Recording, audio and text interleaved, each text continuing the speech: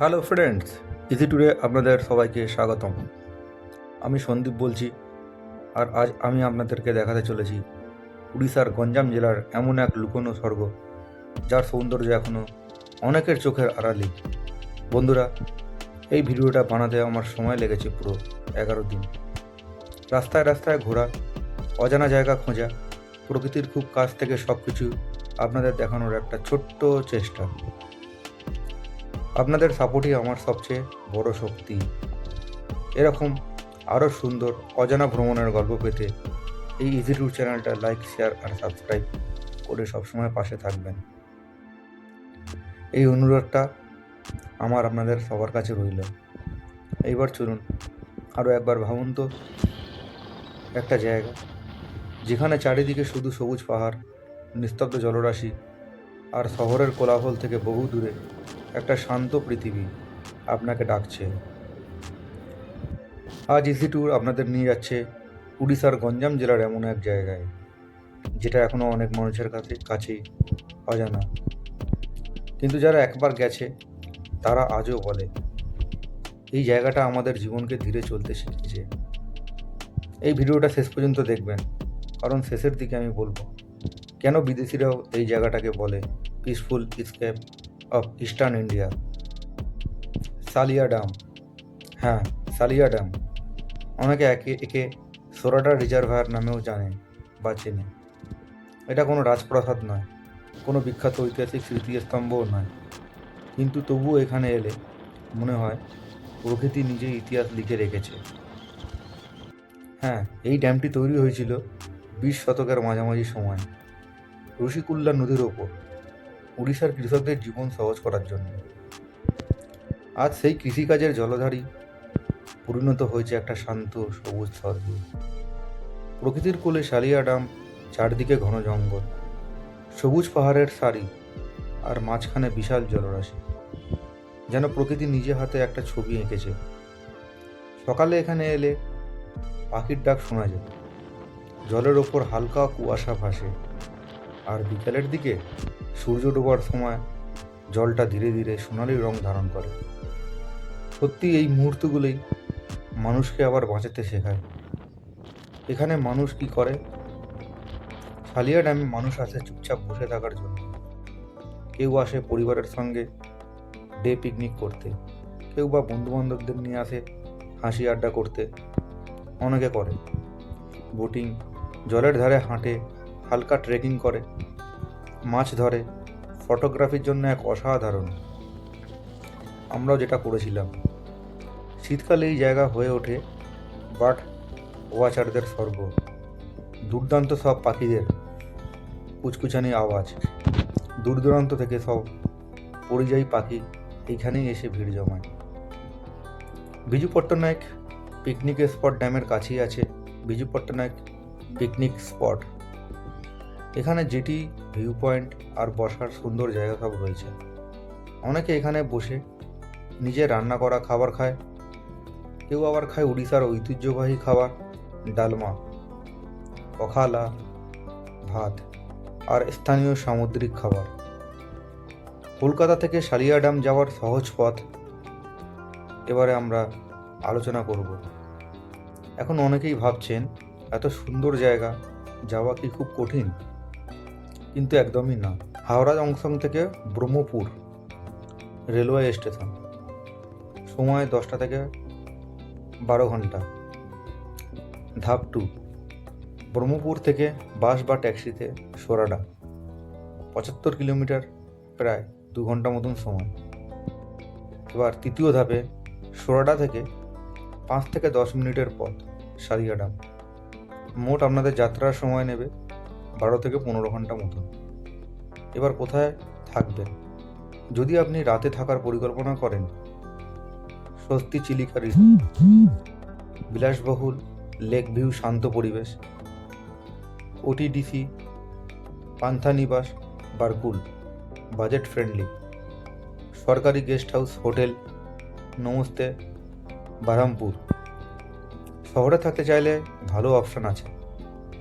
বিদেশিদের চোখে Salia dam Europe Thailand, Indonesia থেকে অনেক বিদেশি পর্যটক এই জায়গায় কিন্তু আসে ইকো ট্যুরিজম এক্সপিরিয়েন্স নিতে। তারা গ্রামের মানুষের সঙ্গে কথা বলে, শেখে কীভাবে ড্যাম কৃষকদের জীবন বদলে দিয়েছে। স্থানীয় খাবার খায়, পাখি দেখে, ট্যুরে যায়। অনেকে আবার জলের ধারে বসে যোগা আর মেডিটেশনও করে। অনেক ট্রাভেল ব্লগে তারা লেখেন, we disconnected from the world and reconnected with nature.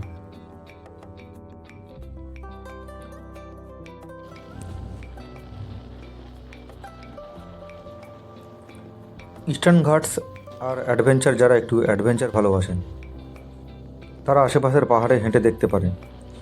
এখানে দেখা যায় রঙিন প্রজাপতি, অর্কিড ফুল, মাঝে মধ্যে হরিণ। এই জায়গা তাদের জন্য যারা ভিড় নয়, শান্তি খোঁজে। ছালিয়া ড্যামের শান্ত জলরাশি থেকে আমরা যখন বিদায় নিই তখন মনে হয় গঞ্জাম কি শুধু এতটাই? কিন্তু না, এই জেলার বুকের গভীরে লুকিয়ে আছে আরেকটা জায়গা, যেটা মানচিত্রে ছোট কিন্তু অনুভবে বিশাল। জানেন, আজ ইজি ট্যুর আপনাদের নিয়ে যাচ্ছে একটা এমন ঝর্ণার কাছে যেটাকে স্থানীয় মানুষ বলে প্রকৃতির ওষুধ। এই জায়গার নাম ঝর্ণাই ওয়াটারফল। ঝর্ণাই নামের মধ্যেই শীতলতা। ঝর্ণাই উড়িয়া বা উড়িষ্যা ভাষা, যার অর্থ ঝর্ণা। কিন্তু এটা শুধু একটা জলপ্রপাত নয়, এটা এমন একটা জায়গা যেখানে প্রকৃতি এখনও নিজের আসল রূপটা লুকিয়ে রেখেছে। ঘন জঙ্গলের ভেতর দিয়ে কাঁচা রাস্তা পেরিয়ে হঠাৎ করেই কানে আসে একটা পরিচিত কিন্তু শান্ত শব্দ, ঝরঝর করে নামা জল। আর কয়েক পা এগোলেই চোখের সামনে খুলে যায় একটা সবুজ স্বপ্ন, প্রকৃতির গোপন দরজা। ঝর্ণায় চারপাশে ঘেরা পাহাড় আর জঙ্গলে। এখানে বড় বড় রিসোর্ট নেই, জোরে গান বাজে না, হাজার লোকের ভিড়ও নেই। শুধু আছে পাহাড় বেয়ে নেমে আসা স্বচ্ছ জল, পাথরের গায়ে তৈরি প্রাকৃতিক পুল, গাছের ছায়া আর নিস্তব্ধতার মধ্যে জলের গান। স্থানীয়দের বিশ্বাস এই জলের মধ্যে আছে আরোগ্য শক্তি। অনেক পুরনো উপজাতি গল্পে বলা হয় এই ঝর্ণার জল শরীর আর মন দুটোই পরিষ্কার করে। ঝর্ণাইতে মানুষ কি করে জানেন? ঝর্ণাইতে এলে মানুষ আর ঘড়ি দেখে না। কেউ ঠান্ডা জলে ডুব দেয়, পাথরের ওপর বসে পা ভিজিয়ে রাখে। কেউ পরিবার নিয়ে গাছের ছায়ায় পিকনিক করে। স্থানীয় মানুষ সঙ্গে আনে মুড়ি, ঘরে বানানো খাবার, কখনো কখনো বারবিকিউ। চারিদিকে শুধু জলের শব্দ আর হাসির আওয়াজ। বর্ষাকালে ঝর্ণাই হয়ে ওঠে একদম মিনি ওয়ান্ডারল্যান্ড। ঝর্ণার জল তখন এতটাই শক্তিশালী যে দাঁড়িয়ে থাকলেও মনের ভিতর কেমন একটা রোমাঞ্চ কাজ করে। যারা একটু অ্যাডভেঞ্চার ভালোবাসেন তাদের জন্য ঝর্ণাই একেবারে পারফেক্ট। হালকা ট্রেকিং, পাথরের চারপাশে rock climbing, cinematic video shoot, nature photography. এই জায়গায় দাঁড়িয়ে ক্যামেরা অন করলেই মনে হয় প্রতিটা ফ্রেম নিজে থেকেই সুন্দর। কলকাতা থেকে ঝর্ণায় যাওয়া সহজ রাস্তা। অনেকেই ভাবছেন এত জঙ্গলের ভিতরের জায়গা যাওয়া কি খুব কঠিন? কিন্তু একদমই না। ধাপে ধাপে যাত্রাটি বলছে। প্রথম হাওড়া থেকে ব্রহ্মপুর রেলওয়ে স্টেশন, 10 থেকে 12 ঘন্টা। এরপরে ব্রহ্মপুর, সেখান থেকে বেগুনিয়াপাড়া, প্রায় 40 কিলোমিটার, 1 ঘন্টা মতন সময় লাগবে। তারপর বেগুনিয়াপাড়া থেকে ঝর্ণায় পৌঁছাবেন। 5 থেকে 10 কিলোমিটার কাঁচা রাস্তা, 20 থেকে 30 মিনিট মতন প্রায় সময় নেবে। এবং যে রাস্তা দিয়ে যেতে যেতে আপনারা অন্যরকম অ্যাডভেঞ্চার অনুভূত করবেন, একদম অসাধারণ। কিন্তু এই সমস্ত কিছু নিয়ে 12 থেকে 14 ঘন্টা মতন লাগবে। এরপর ভাবছেন কোথায় থাকবেন? সবচেয়ে ঝর্ণাইতে সরাসরি বড় হোটেল কিন্তু নেই, তাই আশেপাশে থাকা best option hotel Baharampur place. Mid range, পরিবার নিয়ে ভালো। ওটিডিসি যাত্রী নিবাস, বহরমপুর। বাজেট ট্রাভেলারদের জন্য তামপারা লেক এর ইকো রিসর্টস। প্রকৃতির কাছাকাছি থাকতে চাইলে বিদেশিদের চোখে ঝর্ণাই। ইউএসএ আর অস্ট্রেলিয়া থেকে অনেক ব্যাকপ্যাকার ঝর্ণাকেই বলে হিডেন প্যারাডাইস অফ উড়িষ্যা। তারা এখানে আসে নেটওয়ার্ক ছাড়া জীবনটা কেমন সেটা অনুভব করতে। উপজাতি গাইডেন্সের সঙ্গে জঙ্গল হাঁটতে, ভেষজ গাছ আর লোককথা জানতে। অনেকে বলে এই ঝর্ণার জলে স্নান করলে শরীরটা নাকি হালকা লাগে, মনটা শান্ত হয়ে যায়। পাখি দেখা আর প্রজাপতি দেখা তাদের কাছে বাড়তি পাওনা। অনেক বিদেশি নিজের ব্লগে লেখে, no crowd, no noise, only nature. টেকসই ভ্রমণ ও মানুষের গল্প। ঝর্ণায় তাদের শেখায় ভ্রমণ মানে শুধু ঘোরা নয়, ভ্রমণ মানে দায়িত্ব।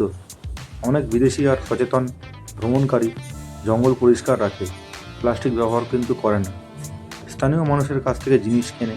এইভাবেই ঝর্ণায় আজও নিজের স্বাভাবিক সৌন্দর্য ধরে রেখেছে। ঝর্ণাই আমাদের মনে করিয়ে দেয় সবচেয়ে সুন্দর জায়গাগুলো সবচেয়ে বেশি প্রচার পায় না, তারা নীরবে অপেক্ষা করে ঠিক সেই মানুষগুলোর জন্যে যারা সত্যিকারের শান্তি খোঁজে। আপনি যদি চান এরকম অজানা, ভিড়হীন, প্রকৃতির কাছাকাছি জায়গা আরও জানতে, ইজি ট্যুর চ্যানেল সাবস্ক্রাইব অবশ্যই করুন। ভিডিওটা লাইক ও শেয়ার করুন, কমেন্ট করে লিখুন আমি ঝর্ণায় যেতে চাই।